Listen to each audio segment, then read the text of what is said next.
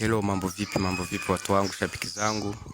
I hope mko sawa, mko salama salmini. Kama mko salama basi na mimi niko salama. Shukrani zetu zote zende kwa Mwenyezi Mola, muumba ardhi na mbingu na vilivyomo. Kwa wale watu ambao wanatufuatilia, endeleeni kutufuatilia, na bila kusahau kabla ya yote, subscribe hapo kwenye channel yetu. Ingia huko kwenye Spotify, kwenye mtandao yote tupo. Spotify unaweza kufuatilia kwa Spotify, Audiomack na Boomplayer. Jina ni lile tu, Conk D unaandika Conk D lote hivyo, alafu point katikati, alafu D. Hivyo basi muendelee kutufuatilia na muendelee kusubscribe, muendelee kutufollow, muendelee kulike na kushare kwa watu wengine, ili tuendelee kupata burudani, tuendelee kupata kama kawaida yetu burudani, unajua mchezo, mtani kidogo. Tuendelee kuburudishana tu kama kawaida. Hivyo basi mada yetu ya leo, point yangu ya leo ni ushauri tu kama kawaida tu, kama tunavyoendelea tu, tunaimba, tunapeana ushauri, tunatania kidogo tu ili kuondoa stress na vitu vingine kama hivyo.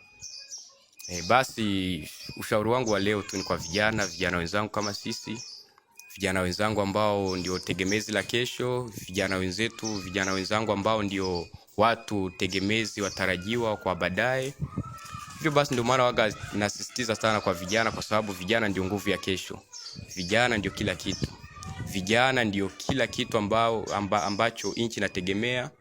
Vijana ndio kila kitu ambacho wazazi wanategemea. Vijana ndio nguvu ya baadaye. Ndio maana siku zote waga nasisitiza kwa vijana wenzangu. Sawa, kama kawaida, I hope mmesubscribe, mmeshare, mmelike, ili tuweze kuendelea na kipindi chetu cha leo. This is Conk D, sura mpya miguu ya zamani. I hope sura ni mpya kwa sasa hivi mbele yako, lakini miguu hii ni ya kitambo sana. Hivyo basi tuendelee kufuatilia kipindi hiki, kufuatilia ushauri huu, na tuendelee kushare na tuendelee kusubscribe. Bila kusahau kwa Facebook page yangu ya Facebook unapatikana kwa jina la Conk D, na nimeshukuru sana umeanza kusubscribe, umeanza kunifollow.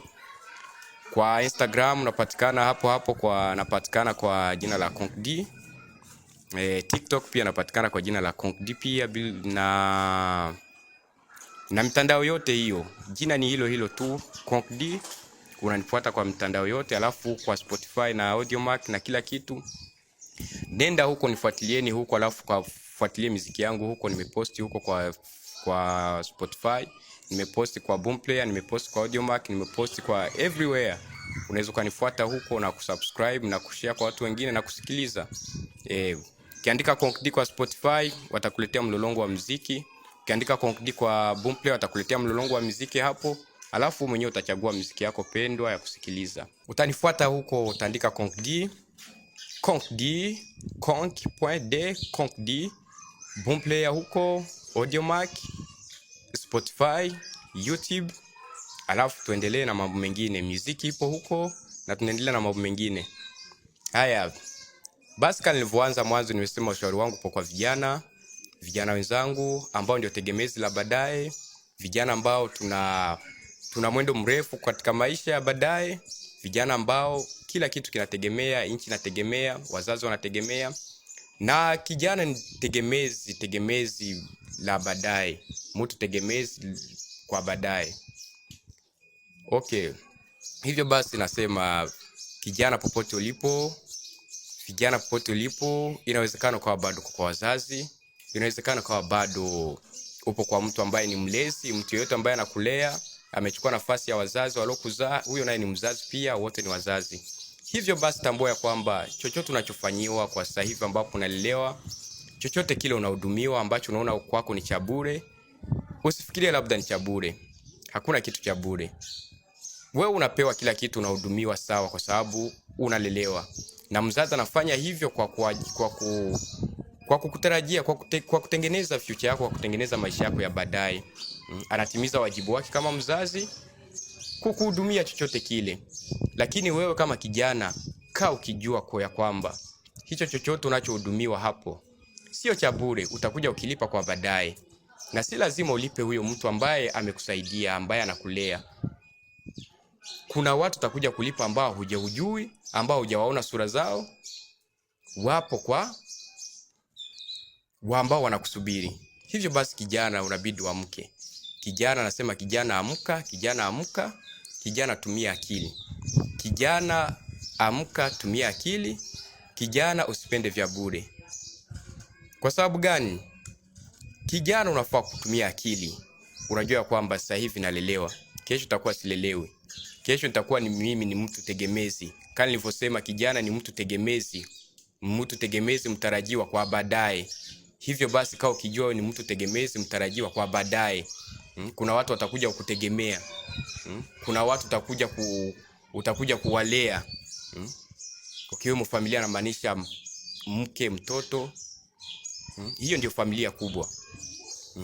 Pia ukumbuke huku nyuma kuna watu wanakutegemea, pengine ndugu na nini na familia. Basi ndio hivyo nasema kijana tumia akili. Kijana kaa ukijipambania, kaa ukitafuta kubuni vitu vya kwako, kaa ukiwa mtundu, kaa ukiwa mtu ambaye huwa anajaribu, Unajua katika maisha usikae kizembe, usikae mtu tu wa kutegemea vya bure. Maisha haya hayataki mtu kutegemea vya bure. Maisha haya yanahitaji mtu ambaye huwa anajituma kweli kweli. Maisha haya yanahitaji mtu ambaye huwa anajituma. Alafu mtu ambaye huwa anajaribu. Chochote kile unajaribu. Kikifanikiwa sawa, kisipofanikiwa basi unajaribu tena njia nyingine. Ili uhakikishe umetimiza ndoto zako. Ili ziweze kukusaidia kwa baadaye. Hivyo basi usikae mtu ambaye unajua leo hii napewa cha bure, leo hii nakula, leo hii nalala, leo hii nalipiwa school fees, napewa pocket money free. Ukazani maisha ndio hivyo yataendelea hivyo. Hamna. Kila mtu hapa duniani huwa analipa deni. Ndio maana kila siku anasema hakuna cha bure hapa duniani.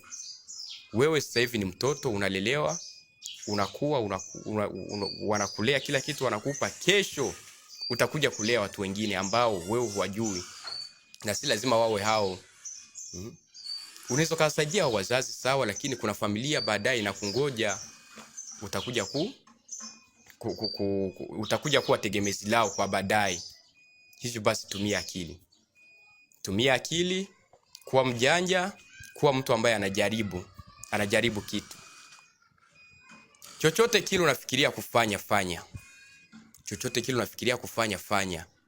Chochote kile unaona kipo ndani ya ndoto zako, unatamani kufanya, fanya. Tafuta utafiti, tafuta watu, tafuta vitu vinaendana na vitu vyako ambavyo unatarajia kufanya kwa baadaye. Tafuta. Kama wewe ni mwimbaji basi tafuta wenzako, tafuta wakufunzi, tafuta vifaa vya muziki, jaribu. Kama wewe basi ni mcheza mpira, jaribu, nenda kwenye nani, tafutisha kila kitu. Kwa sababu maisha kila mtu huwa anazaliwa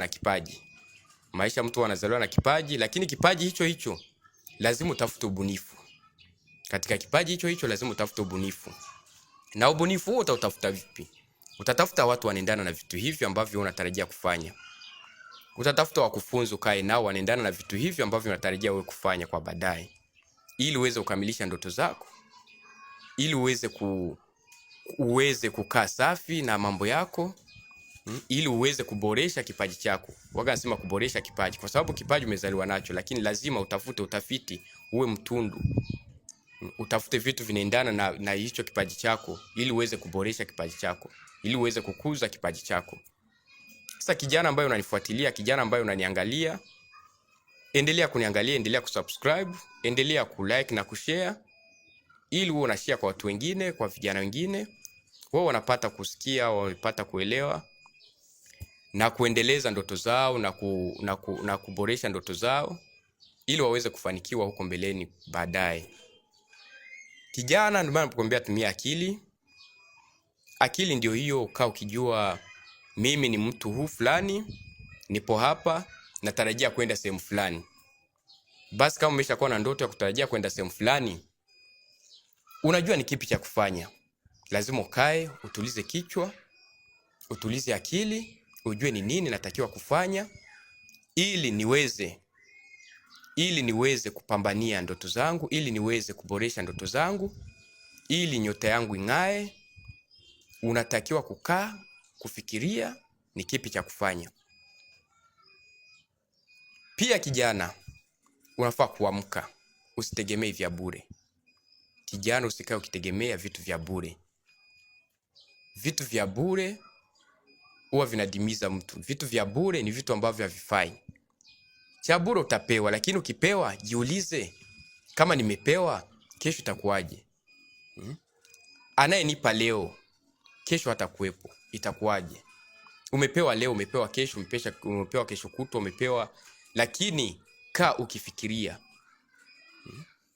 Nimepewa sawa, umepewa sawa, lakini je, kuna swali unafaa kujiuliza. Kama umepewa pesa ya bure, lazima ujiulize, hii pesa nimepewa ya bure kwa lengo lipi? Kwa sababu gani? Pesa nimepewa ya bure kwa sababu mimi ni mwanafunzi, sawa, lakini kesho takuwa mimi ni nani? Pesa nimepewa bure, sawa, kwa sababu labda na matatizo fulani nimechangiwa, sawa, lakini kila kitu unachopewa lazima ufikirie. Usikae mtu tu wa kulea mikono, wa kutarajia nipe. Kumbuka kesho hao watu watakuwa hawapo. Kesho watakuwa ukipata wakupa vya bure. Lazima ukipewa cha bure leo, fikiria. Kama nimepewa cha bure, baadaye itakuwaje? Na huyu aliyenipa, kwa nini asinionyeshe njia ya kutafuta vya kwangu? Lazima hicho kitu, vijana wenzangu, uwe mnakaa mkifikiria kitu kama hicho. Kama nimepewa sawa. Kwa nini nisimsogelee huyu alionipa akanionyesha njia, ili kesho nisiendelee kumuomba? Hicho ndio kitu vijana wengi waga nataka mkae mkifikiria. Usitamani tu kupewa fulani nipe. Ukaendelea tu kuchukua. Kuna kesho, kuna leo na kesho. Na watu najua kama tulivyo sisi watu sisi ni watu, tuna mioyo sio jiwe. Huyu anayekupa leo cha bure, kesho akikupa tena cha bure, faida yake ni kukutangaza tu. Hakuna cha maana zaidi, atachoka. Na mwisho wa siku ni kukutangaza kwa watu, ni kukusema tu vibaya. Mwisho wa siku utakachoambulia ni aibu. Na umri unasonga, umri hausimami. Siku zinasonga, siku hazigandi. Huyo mtu anayekupa leo kesho atakukwepa na ataanza kukutangaza huko. Utajikuta wewe sasa ni umeambulia tu aibu popote unapopita. Na wewe ni kijana ambaye una nguvu, una afya bora ya kujipambania, una afya bora ya kupigania ndoto zako. Una umri wa kuweza kujipambania ili uhakikishe umetimiza ndoto zako. Vijana wengi waga naona mara nyingi sana watu ambao waga wanashobokea vijana wenzao, ama waga wanashobokea watu wenzao kwa sababu wanacho. Mimi hiyo mambo waga sipendi sana kwa vijana. Kijana ambaye unajijua, na unajua mimi ni mtu fulani, nipo hapa na natarajia kwenda sehemu fulani, usio unakaa ukishobokea watu, usio unakaa ukijipendekeza kwa watu. Yule anaye pesa, ana pesa, ni pesa zake, sawa. Nawe tafuta zako, upambanie kitu chako, ujiheshimu. Sio kwa sababu ana pesa aikupigia tu simu tutoke sehemu fulani, wewe umekuja umekimbia, tunatoka na fulani sijui sehemu fulani, klabu fulani tofauti, mnazunguka. Kumbuka wewe unamfuata, wewe ni kama mlinzi tu. Na pengine wago unamfuata huko nyuma na kucheka bila wewe kujua, kwa sababu ashaona hili lijinga tu, nikilipigia simu tu kwa sababu ya 100-2 limekuja haraka na naanza kulizungusha hapa na pale. Wewe yani unakuwa mtu tu, yani kama mtumwa tu. Wewe ni mtu wa kutuma, si niletee kitu fulani, si nanie bia fulani huko, si nini na nini, kwa sababu ya 100-2 waga na kununulia tu. Kijana ambaye unanifuatilia, kijana ambaye unanisikiliza, achana na hiyo mambo. Achana na vitu kama hivyo vya kujipendekeza kwa watu kwa sababu wanacho. Hicho wanacho hata wewe pia unaweza. Hicho wanacho ambacho unakimbilia kwao, pia wewe unaweza. Hivyo basi achana na hiyo mambo, achana na kujipendekeza kwa watu. Jaribu kuwa mbunifu, buni cha kwako, utafute mambo yako ili na wewe kesho wewe wanakuhitaji. Kwa nini huwezi kaa ukifikiria wewe mwenyewe ukae utulize akili? Ujiulize kwa nini? Hata mimi inawezekana na mimi nikawa naitwa sehemu fulani. Nikawa naitwa kama hao wanavyoitwa. Na mimi nikawa nakaa naitwa, napigiwa simu naitwa. Yaani naitwa nije nitekeleze naitwa. Alafu wito huo uwe wa pesa. Sio wa kupoteza muda. Sio mtu anakuita tutoke sehemu fulani, baadaye ni kukuzungusha tu kwa sababu amekununulia bia, kwa sababu amekutoa sijui nini. Unakuwa kama mtumwa tu, wakuwa anatumwa tu. Kijana amka, kijana amka, pambania ndoto zako. Pambania kipaji chako. Wewe ni kijana ambaye ana umri, ambaye ana nguvu, ana afya bora. Usikae kizembezembe ukikaa ukawa mtu tu wakuwa unategemea cha mtu. Usikae ukitegemea cha mtu. Kijana ambaye anajitambua ni mtu ambaye wanakaa wanajadiliana kitu na mtu. Wanajadiliana, wanakaa mezani, wanajadiliana vitu ambavyo vitamletea faida kwa baadaye. Yaani tuishi win-win situation. Pata nipate upate. Isiwe sasa huyu amepata, huyu hapati, huyu ni mtumwa tu. Yaani unaambulia chakula tu peke yake. Usiishi maisha hayo. Na maisha haya siku ya dunia ya leo yanaenda yakibadilika. Yanaenda yakibadilika. Yanahitaji sana kuwa mtundu sana. Yanahitaji sana kuwa mjanja. Yanahitaji sana kutumia akili. Na sio nguvu kama ilivyokuwa enzi za nyuma huko. Watu walikuwa wanatumia nguvu kweli ili wapate, lakini sasa hivi watu wanatumia akili, wanatumia ubunifu. Wanatumia ubunifu. Unaona unafanikiwa kabisa kwa vitu vyao. Wamebuni kitu fulani tu hivi, ameweka huko kwa mitandao. Sasa hivi dunia ipo kwenye kiganja. Dunia ya leo unatembea nayo kwa simu. Unabuni vitu vyako, unabuni mambo yako hapo, unatengeneza, una nani huko, unatumia ujanja huko, una post huko kwa mitandao yako huko. Kesho huko unasikia unaanza kuitwa na kusaini vitu fulani, na kusaini na kuwa balozi wa vitu fulani. Vitu kama hivyo. Kijana ambaye upo kwenye dunia ya leo, usikae kizembe. Kaa ukienda na muda. Muda ukibadilika, badilika na wewe. Sasa hivi tuko kwenye dunia ya utandawazi. Endana na muda. Kile kitu ambacho unatamani kufanya, kiweke wazi, dunia kione. Kuna watu watapenda, kuna watu watachukia, kuna watu watakufuatilia, kuna watu ambao watakomment chochote, kuna watu ambao wata appreciate tu. Lakini hakikisha unapambana kila kukicha. Hakikisha unapambana bila kukata tamaa. Na hakuna kitu kibaya hapa duniani kama kukata tamaa. Hakuna kitu kibaya waga kinamaliza mtu kama kukata tamaa. Kukata tamaa ndio kitu kibaya mno kwa dunia ya leo. Usijaribu kukata tamaa. Kubali ufanye, kubali kudharauliwa, kubali kuchekwa, kubali kutukanwa, yote inawezekana.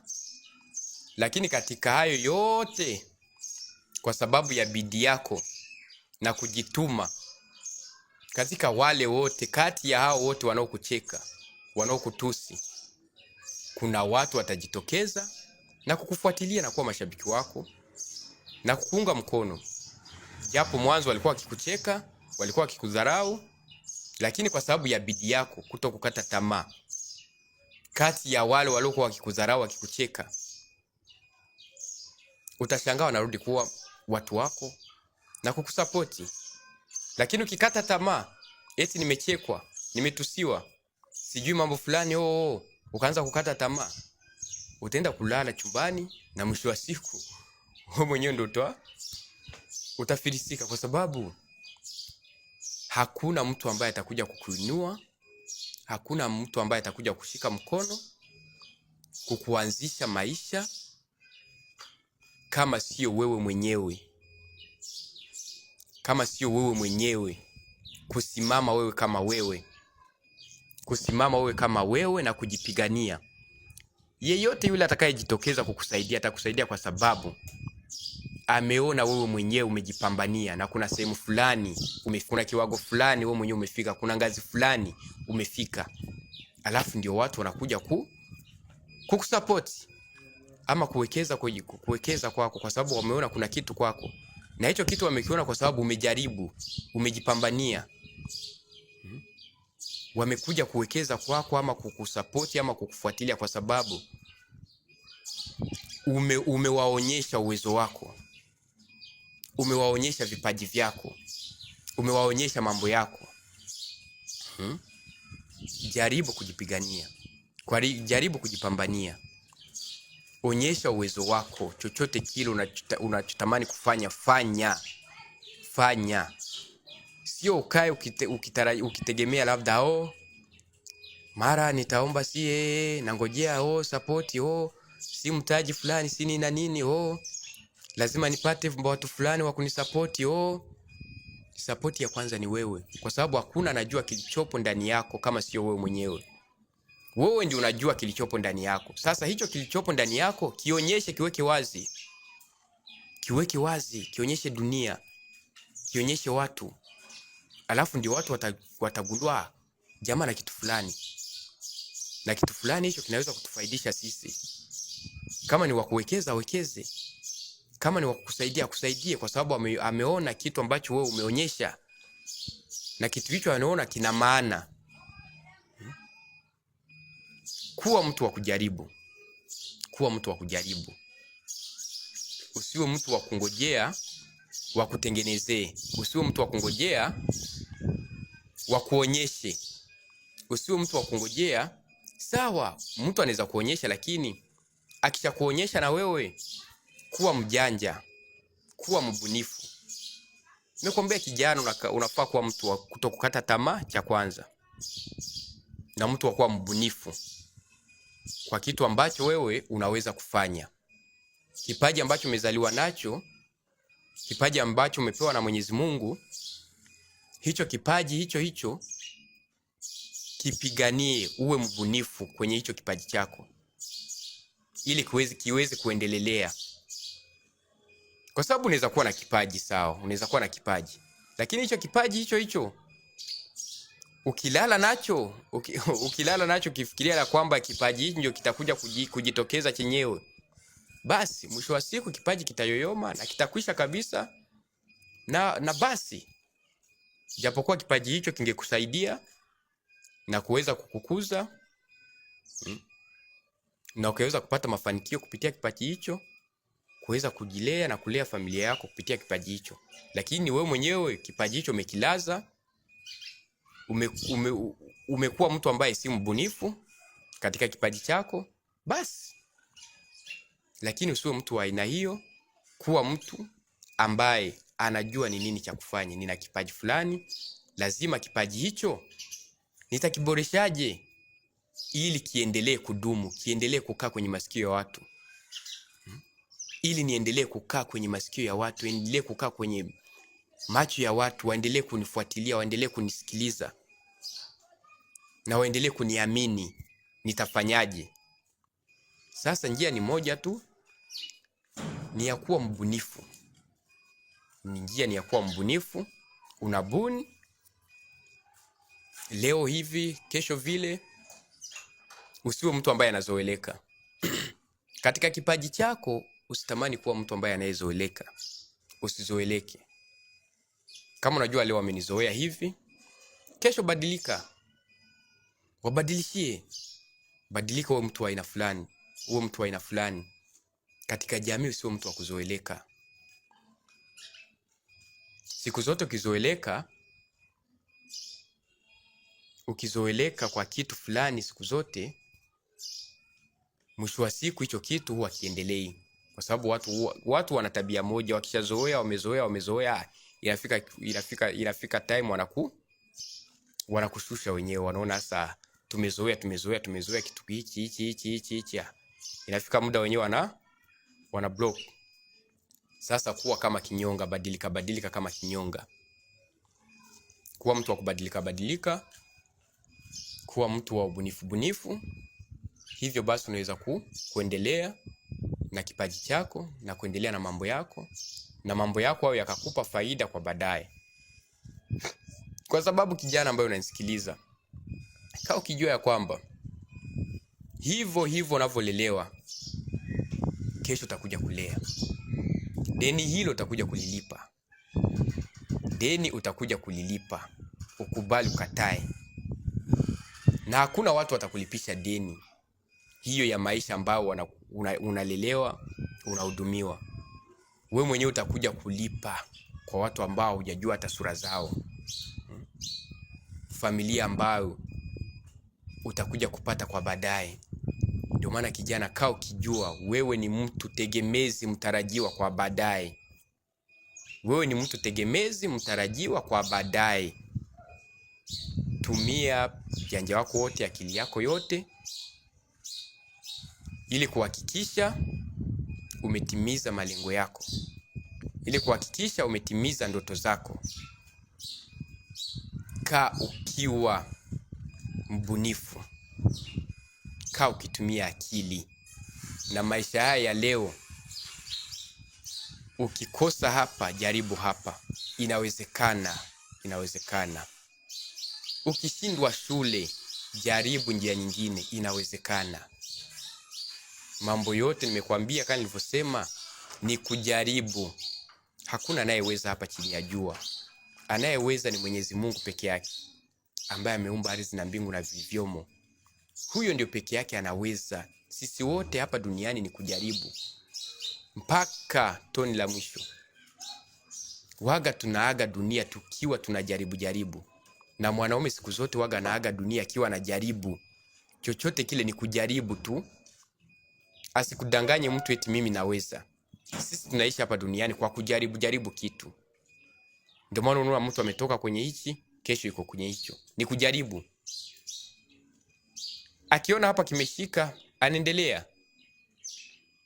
Kesho pia anajaribu njia nyingine. Ili angalie ni wapi. Na ukijaribu, ukiona hicho kitu kimetoboa, basi unaendelea. Hivyo ndo tunaishi kwenye hii dunia. Hakuna anayeweza, kila mtu anajaribu. Sasa usikae ukimpigia makofi fulani eti kwa sababu ya pesa zake anazo. Usikae ukipigia makofi mtu kwa sababu leo amekutoa, umeenda si umekunywa bia 2-3, ukaanza kuwa unamsifu na kumpigia makofi. Wakati wewe mwenyewe una uwezo, una nguvu, una afya ya kuweza kujaribu. Ili uwe mtu ambaye anajitegemea, uwe mtu mwenye heshima. Na heshima ikuje ovyo. Heshima mtu huwa anatafuta heshima. Mtu huwa anatafuta heshima yeye mwenyewe. Ili ukuje kuheshimika na kuheshimiwa na watu, ni wewe mwenyewe ndio umeanza kujiheshimu na kutafuta heshima. Heshima hiyo lazima uipambanie. Na watu hawakuheshimu hovyo. Hawezi wakakuheshimu hovyo. Watu wanakuheshimu kwa sababu wanaona wewe ni mtu ambaye anajithamini, ni mtu ambaye anajitegemea, mtu ambaye hakai akisifia hovyo watu wengine. Heshima huwa inatafutwa. Hakuna mtu atakuja kukuheshimu kiolela. Huyo mtu ambaye unamsifu kwa sababu ya sijui, hawezi akakuheshimu. Lakini achana naye kidogo tu. Nenda ujipiganie, ujipambanie. Kesho na wewe waone umefika kwenye ngazi fulani, kwenye level fulani, atakuheshimu. Lakini kama bado unakaa, unapigiwa simu, kuja hapa, unakuja kwa vitu vya hovyo, kwa sababu ya chakula tu ama sijui nini na nini, wewe jua ni aibu na kusemwa vibaya tu. Hamna heshima yoyote utakuja kuipata. Utakuja ukipata kile utakuja kuambulia ni aibu. Sasa kijana ambaye unajitambua, kijana ambaye unaandaa kesho yako ya baadaye, kuwa mtu ambaye anajipigania, kuwa mtu ambaye anapambania ndoto zake, kuwa mtu ambaye anatafuta heshima, kuwa mtu ambaye mimi ni mtu fulani, natakiwa nifanye kitu fulani ili kesho niitwe. Uwito huo nitakaoitwa uwe uwito wa pesa, wa kutengeneza pesa. Isiwe ni uwito wa kupoteza muda kwa sababu wamekuona wewe ni kama tu sijui nini. Kuwa mtu ambaye anatafuta kuitwa na watu kwa kukaa mezani wazungumzie kitu ambaye kitazaa matunda ya kuiva. Wazungumzie kitu ambacho chenye busara, chenye kutengeneza pesa. Dunia ya leo tutengeneze pesa, kwa sababu chochote kile kwenye hii dunia kinahitaji pesa. Na pesa haikuji hivi hivi bila kazi. Pesa lazima uipambanie. Pesa lazima ujitume. Pesa lazima ujitoe. Pesa lazima utoke jasho. Pesa lazima ukubali kutokukata tamaa. Pesa lazima ukubali kudharauliwa pia. Pesa lazima ukubali kutusiwa pia. Yaani hayo mambo yote lazima ukubali, lakini uhakikishe chochote kile unachokifanya unakifanya kwa njia nzuri. Chochote unachokifanya unakifanya kwa njia nzuri ambacho hakibadili maadili, ambacho hakiharibu jamii. Kama unajua unafanya kitu ambacho kuna hao wanasifia, kuna hawa wasifii, lakini ni kitu ambacho kwenye jamii hakiharibu jamii na inasifia, endelea. Na katika vitu wako unaweka kwenye mzani, unaangalia wanaosifu ni watu kiasi gani, wanaosifu ni kama wanaokusifu kwa kitu ambacho unachofanya ni idadi kubwa, wanaokukashifu, wanaokutusi ni idadi ndogo, wewe endelea na hiyo idadi kubwa ya wanaokusifu, kwa sababu hao nao wasiosifu kati yao umoja atakuwa akijitokeza na kushawishika na kile kitu ambacho wewe unafanya. Na hiyo yote inategemea na bidii yako. Hiyo yote inategemea na kujituma kwako.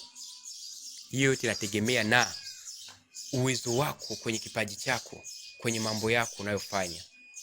Hiyo yote inategemea na wewe mwenyewe ambavyo unavyojituma. Hiyo yote inategemea na ubunifu wako. Hiyo yote inategemea na utundu wako ulionao. Ndio watu watakuja hata wale waliokuwa wakikudharau, wale waliokuwa wakikukashifu, wakikutusi, watajitokeza umoja tu, wanakuja na appreciate, umoja tu wanakuja na sifia. Unashangaa baadaye umekuja kupata idadi kubwa ya watu ambao wanaokufuatilia, na ndio hao pia support zinatoka hapo. Watakao kusaidia wanatoka hapo, kwa sababu umejituma. Kijana, amka. Amka. Dunia ya leo sio dunia ya zamani.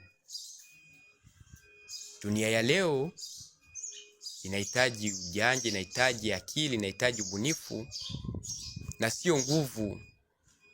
Vya kutumia nguvu sasa hivi havipo. Tumia nguvu, tendo ukae kijijini, ushike jembe uanze kulima, na kijijini kwenyewe kumeanza kubadilika. Sasa jitambue wewe ni nani, Kwa wapi unatarajia kwenda wapi? Uachane na yaliyopita, ugange anayokuja. Kwa sababu mbele ndio huaga kunakuwa kuzito kuliko mambo mengine yote.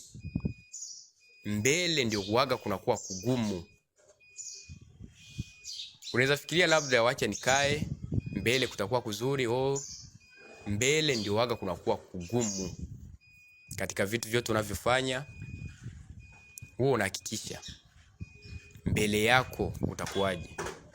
Katika vitu vyote ambavyo huwa unafanya, huwa unakaa ukifikiria mbele yangu kutakuwaje.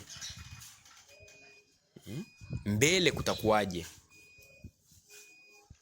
Jana umefanya vile, leo umefanya hivi, mbele kutakuwaje. Umewekeza nini kwa mbele yako ya baadaye? Umewekeza nini? Uwekezaji uko aina nyingi sana. Uwekezaji ni wa aina nyingi sana. Unaweza ukawekeza kwa vitu tofauti. Inategemea na wewe tu, lakini ili mradi ukae ukifikiria nimewekeza nini. Ili kesho yangu iendelee vizuri, nimewekeza nini katika maisha haya. Kwa sababu leo una nguvu na afya ya kufanya chochote kile ambacho unafikiria, chochote kile ambacho unatamani kufanya. Una uwezo huo leo hii, wewe kijana ambaye unanisikiliza, ambaye unaniangalia. Uwezo huo unao. Sasa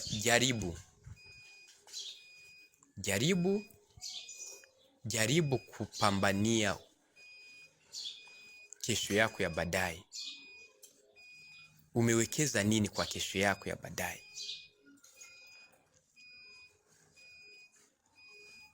Kaa ukijaribu. Kama ni kile kitu ambacho unaweza, jifunze. Tafuta vitu vinaendana na hivyo vitu, watu wanaendana na hayo mambo, ujifunze ili uanze kuwekeza mdogo mdogo. Kwa sababu elimu ni bora. Na elimu ni sawasawa na bahari. Elimu haina mwisho. Elimu ni kitu ambacho hakina mwisho. Ni sawasawa na bahari ambayo haina mwisho. Sasa wewe ambaye umegundua una kitu fulani, anza kupambania hicho kitu. Anza kujaribu. Anza kujifunza hicho kitu ili kesho uanze kuvuna matunda, kwa sababu umejifunza kitu ambacho unaweza. Umetafuta watu ambao wanaendana na hivyo vitu, wamekuelekeza. Umekaa sawa kwenye mambo yako ambayo unatarajia kufanya. Uwekezaji uko aina nyingi. Sasa hivyo vitu vyote ambavyo unakuwa ukijifunza na nini, ndio vitakuja kusaidia baadaye mbeleni huko. Ndio vitakuja kusaidia mbeleni huko. Uanze kuvitengeneza vibadilike pesa. Vianze kukutengenezea pesa. Kwa sababu umewekeza ujuzi, umewekeza akili.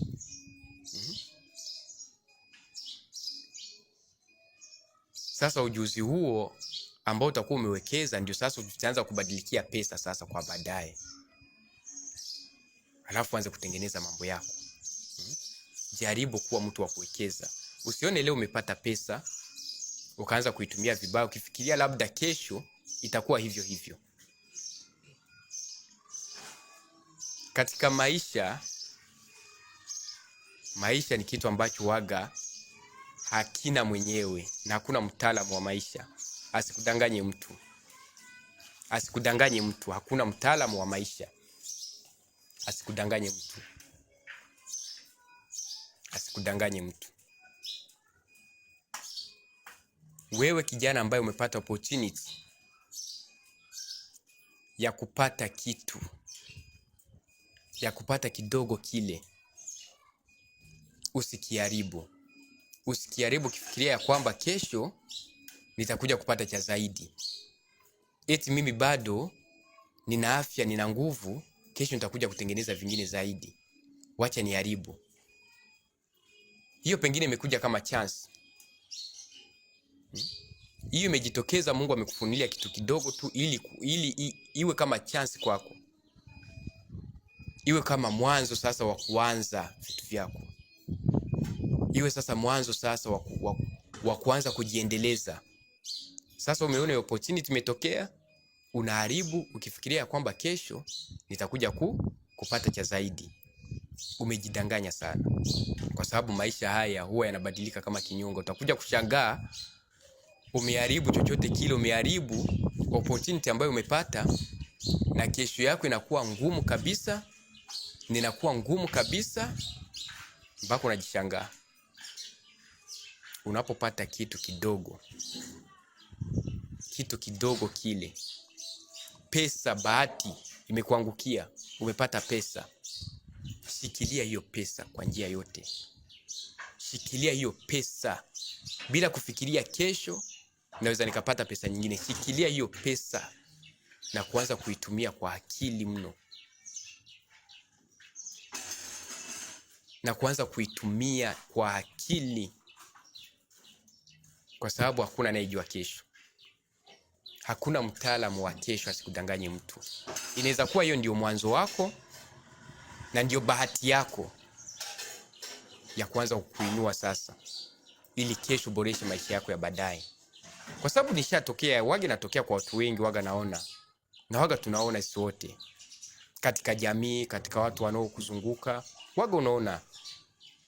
Jamaa amepata pesa, yeye wacha nitumie. Kuna kesho bado, kesho mambo yataendelea, kesho pesa itapatikana nyingine. Hujui. Kila kitu kwenye hii maisha inahitaji akili na ubunifu na bidii, kujituma. Pesa uliyopata leo, umepata bahati, umeangukia pesa leo, itumie vizuri kaipasavyo. Itumie vizuri kwa sababu hujui kesho. Itumie vizuri, pengine hiyo ndio mwanzo wako, huo ndio mwanzo wako. Pengine hiyo ndio bahati yako ya kuanza kuinuka kiuchumi, kuinuka kimaisha. Usichukulie poa unapopata bahati. Bahati waga haijirudii. Bahati inaweza jitokeza mara hii, labda sijui kama haikutokea kwa bahati mbaya. Mungu ndio waga anajua huyu mtu pengine haikutokea kwa bahati mbaya, wacha nimjaribu tena kwa njia nyingine.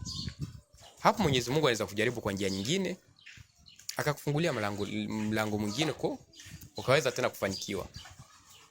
Lakini unapopata opportunity, unapopata chance, unapopata hiyo bahati, usichezee. Bahati usichezee. Bahati ni kitu bora sana. Usiwahi kukichezea hata siku moja. Hivyo basi, kijana ambaye unanisikiliza, ambaye unaniangalia, endelea kunifuatilia tu hapo, utasubscribe kwenye channel zangu zote. Zipo hapo page yangu ya Facebook kwa jina hilo la Conk D. Uingie huko, unifollow, like na kushare. Mitandao mingine huko utanifuatilia huko, muziki zipo huko kwenye Spotify, Boomplay, Audiomack. Unaweza enda huko ka subscribe, ukanifuatilia, ukalike na kushare kwa watu wengine, ili tuendelee kupata burudani, tuendelee kwa tunapata kushauriana mambo ya hapa na pale. Ili tusikae wazembe, tutengeneze maisha yetu ya kesho. Tutengeneze maisha yetu ya baadaye. Ili kesho tuje kuwa watu tegemezi katika taifa, katika jamii, katika familia. Tuje kuwa watu ambao wanaitwa kwa kutengeneza pesa. tuje kuwa watu ambaye wanaitwa sehemu tofauti za uheshimiwa, kwa sababu ya heshima tuliotengeneza, kwa sababu ya heshima uliotengeneza, kwa sababu ya bidii yako na unyenyekevu na utulivu na kuheshimu watu.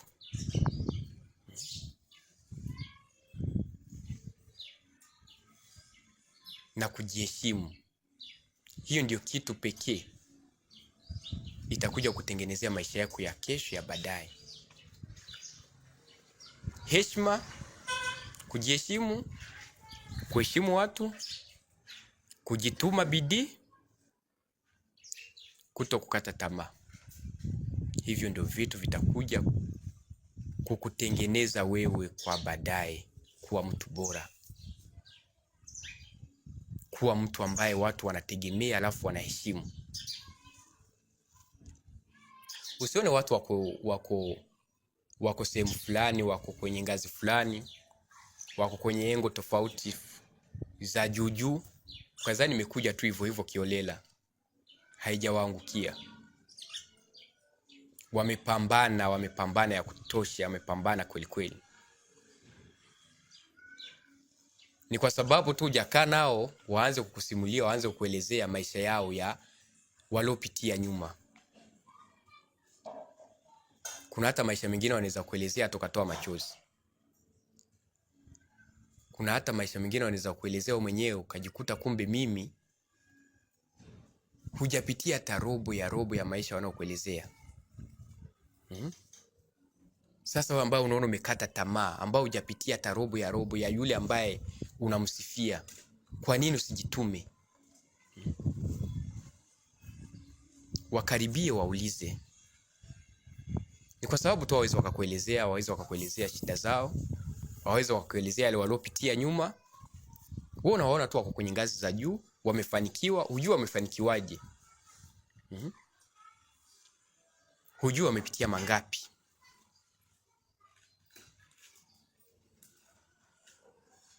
Hujui katika mafanikio watu wanapitia mambo mengi sana. Mambo mengi. Katika hayo mambo mengi kuna mazuri na kuna mabaya. Katika mafanikio ya kila mtu naye yaona. Njia ni mbili. Aidha njia nzuri au njia mbaya. Sasa inategemea na wewe utachagua njia ipi ya kufuatilia katika mafanikio yako. Njia nzuri ni njia nzuri tu. Fuatilia njia nzuri inayokubalika na jamii, ambayo Mwenyezi Mungu anasifia. Ufuatilie hiyo, ukubali kudharauliwa, ukubali kutusiwa, ukubali chochote kile watakachozungumza juu yako, lakini wewe ujue ni nini unapambania. Ujue ni nini unapambania katika maisha yako.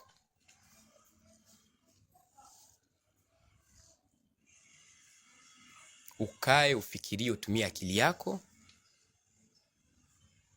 Ujue mimi ni mtu fulani, nahitaji kuwa mtu wa aina gani huko mbeleni. Wote waliofanikiwa hawajafanikiwa hivi, wamejituma. Wamepambana. Wameanzia chini wakipanda juu. Labda kama umetoka kwenye familia tajiri, sawa, inaweza kuwa rahisi kwako kufanikiwa kwa sababu kuna vitu ambavyo hutopitia kwa sababu umepata kila kitu, kimeandaliwa.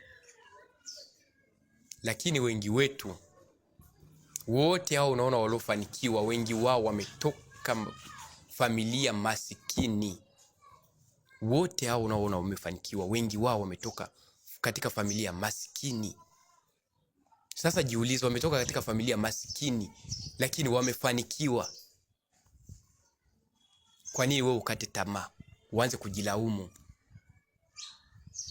Uanze kuona mimi siwezi kwa sababu sina hichi. Kwa sababu sisi familia maskini, kipato hamna, uwezo hamna.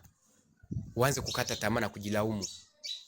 Wakati unaona kuna walofanikiwa na familia zao ni maskini, zimetoka katika familia maskini kweli kweli. Maskini kweli kweli.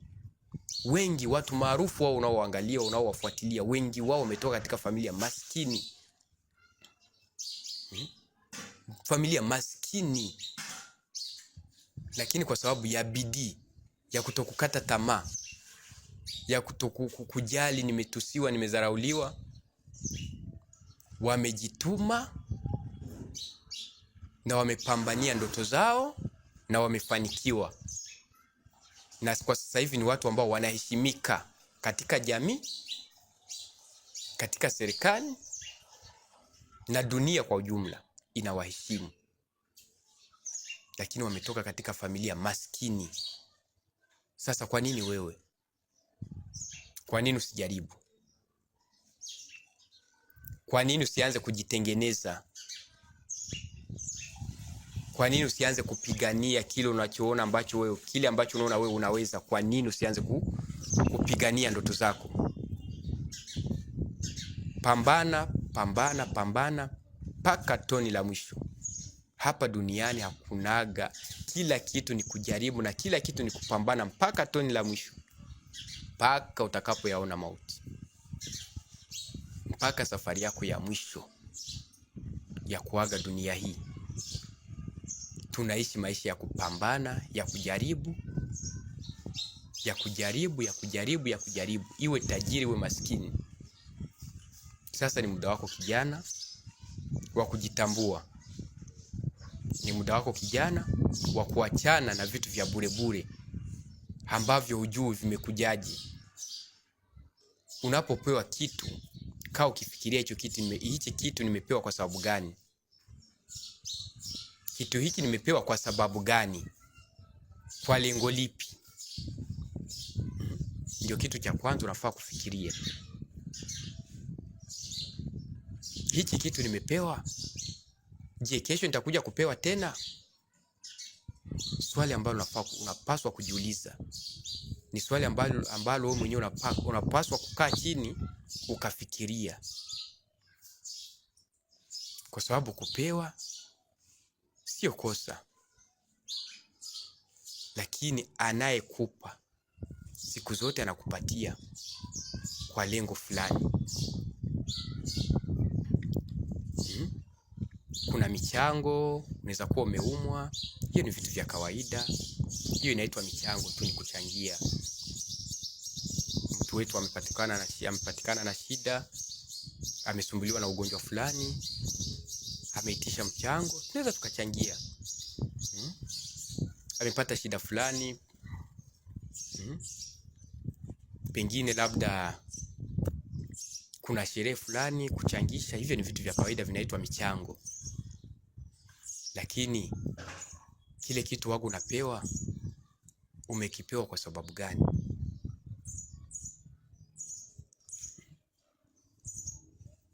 Hicho ndio kitu wewe kijana unafaa kukaa ukifikiria.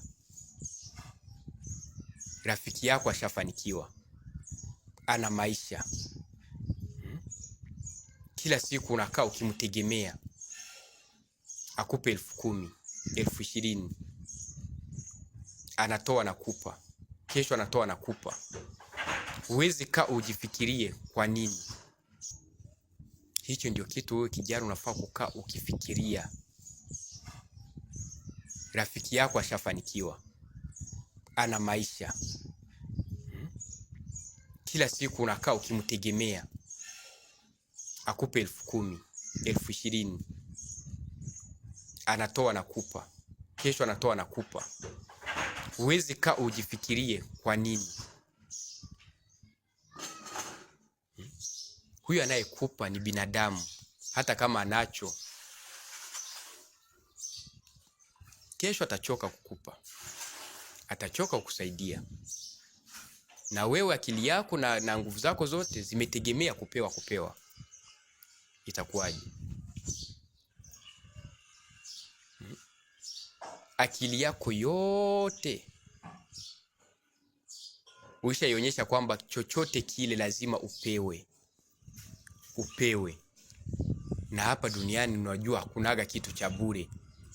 Na huyu anayekupa nakupa kwa sababu kuna vitu anatarajia pengine. Ndio hiyo nimekuambia, ataanza kufanyisha vitu vya kijinga jinga. Kukuchukulia mtu ambaye kama takataka tu. Kwa sababu ya hiyo hela yake huwa anatoa nakupa cha bure. Hata mkiwa mmeketi pamoja kwenye bar fulani hivyo, wewe ndio utakuwa mtumwa. Pombe ikimwagika hapo mezani, utaanza kutusiwa hapo na kutafuta nani ya kupanguza kwa sababu ya aibu uliojitafutia mwenyewe, kwa sababu ya kupenda vya bure. Chochote kile anachohitaji, wewe ndio mtumwa wa kutuma, kwa sababu ya ujinga wako wa kupenda vya bure, ya kujipendekeza kwa mtu. Badala ya kukaa ukapiga goti kwa Mwenyezi Mungu, ukawa rafiki na Mungu, ukamuelezea shida zako, ukamuelezea mambo yako, alafu ukaweka bidii kwenye mambo yako. Wewe umeweka bidii kwa mtu fulani kwa kuwa unamfuatafuata nyuma bila kazi yoyote. Yaani kazi yako ni kufuatafuata tu mtu nyuma, kumsifia. Mpo wote kwenye gari lake hivyo mnatembea. Yaani wewe unaishi mtu tulijitu tu alina malengo. Lijitu tu linaishi kuishi tu kama mbuzi tu. Alafu baadaye ukija kuchekwa, kutusiwa, unaanza kujilaumu. Wakati aibu umeitafuta wewe mwenyewe. Nimekuambia aibu mtu huwa anaitafuta mwenyewe, heshima mtu huwa anaitafuta mwenyewe. Inategemea sasa na wewe utachagua aibu au heshima.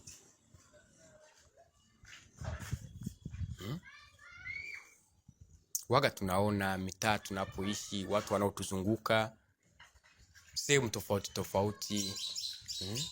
Waga tunaona vitu kama hivyo, vijana kama hao ambao kuna tabia kama hiyo ya kuona kwamba fulani ndio anaweza, fulani ndio tajiri fulani. Yani siku zote unakaa ukijua fulani. Kwa nini wewe usijipambanie kesho na wewe uanze kuzungumzika, usifiwa kama watu wengine? Kwa sababu sote tunaishi duniani. Chochote tunachokifanya ni cha hapa duniani. Mambo yote tunayofanya ni hapa duniani. Kwa nini wewe usijipambanie? Chochote kile unachopambana kwa juhudi, kwa bidii na kwa moyo mtulivu,